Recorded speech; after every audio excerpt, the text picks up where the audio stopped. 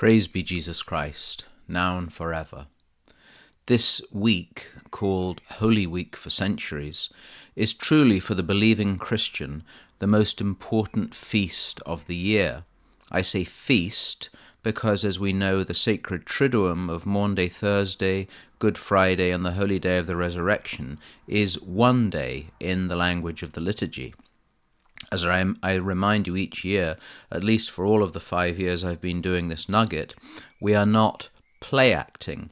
Neither are we theatre goers watching an historical drama of events that had occurred 2 millennia ago, as we would watch, for example, an ancient Greek tragedy.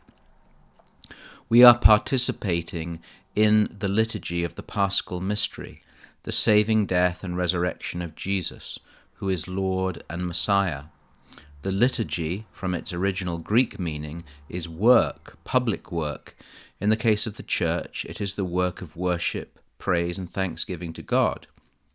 Yet it is even more, much, much more. It is the participation in the very events we are commemorating or remembering.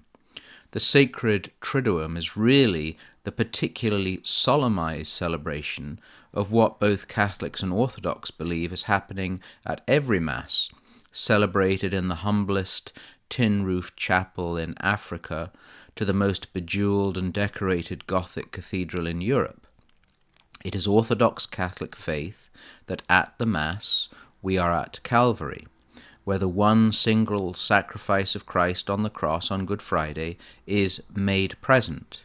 It is where the bread and wine he declared to be his body and blood on the night he was betrayed is really, truly, and substantially made present, to be received in faith by those in a state of grace. We commemorate what happened, but what is eternal, and by remembering and participating in the liturgy, we are meant to be transformed by that which we celebrate. Remember the extraordinary words of the martyrs of Abitane, martyred in the year 304 by the Roman authorities. Why? For celebrating Mass, and their famous response, "We cannot live without Sunday." The resurrection, and the very meaning of salvation, as the Orthodox priest Father Alexander Schmemann has written, is that the life we had with the first Adam before the fall is restored by the second Adam. That's why St. Paul can say it's not I who live, but Christ who lives in me. The resurrection is not about some vague future afterlife. What use is that to our life on earth, except a life of misery and endurance until some far-off heavenly reward? Many religions teach of an afterlife, or the endless circle of reincarnation. Schmemann says to be a Christian is to know that Christ is the life of all, that he is life itself, and therefore my life.